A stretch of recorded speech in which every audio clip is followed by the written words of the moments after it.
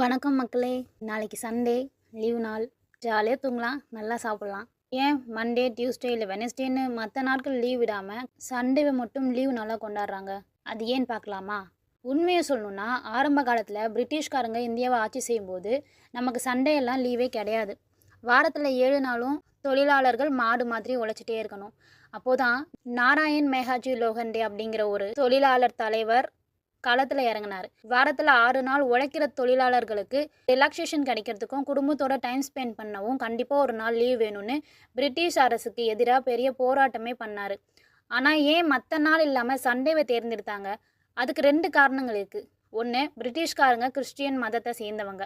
அவங்க பைபிள் படி கடவுள் உலகத்தை 6 நாள் படைச்சிட்டு 7வது நாளாக ஞாயிற்றுக்கிழமை ஓய்வு எடுத்தாராம். அதனால் சண்டே அவங்களுக்கு ப்ரேயர் பண்ணுற நாள். அதே மாதிரி நம்ம ஊர்லேயும் ஞாயிற்றுக்கிழமைங்கிறது சூரிய பகவானுக்கு உரிய நாள். வாரத்தோட ஆரம்பத்தில் சூரியனை வழிபட்டுட்டு உடம்பையும் மனசையும் ரீசார்ஜ் பண்ணிக்கிறதுக்காக இந்த நாள் லீவு நாளாக மாற்றினாங்க. கிட்டத்தட்ட 7 வருஷ போராட்டத்துக்கு அப்புறம் 1890 தான் பிரிட்டிஷ் அரசு அதிகாரப்பூர்வமாக சண்டேவை லீவு நாளாக அறிவிச்சாங்க.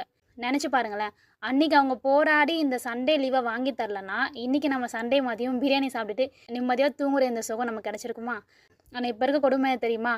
கஷ்டப்பட்டு வாங்கின சண்டே லீவை விட அந்த சண்டே நைட்டு ஐயோ நாளைக்கு மண்டே ஆஃபீஸ் போகணுமே, காலேஜ் போகணுமேன்னு நினைக்கிறதுலையே பாதி லீவ் டைம் முடிஞ்சிருது. நீங்கள் சொல்லுங்கள், சண்டே லீவை நீங்கள் எப்படி என்ஜாய் பண்ணுவீங்க? ஒருவேளை சண்டேக்கு பதிலாக உங்களுக்கு வேறு எந்த நாள் லீவ் வேணும்னு ஆசை? மண்டேவா இல்லை ஃப்ரைடேவா? கமெண்ட்டில் சொல்லுங்கள்.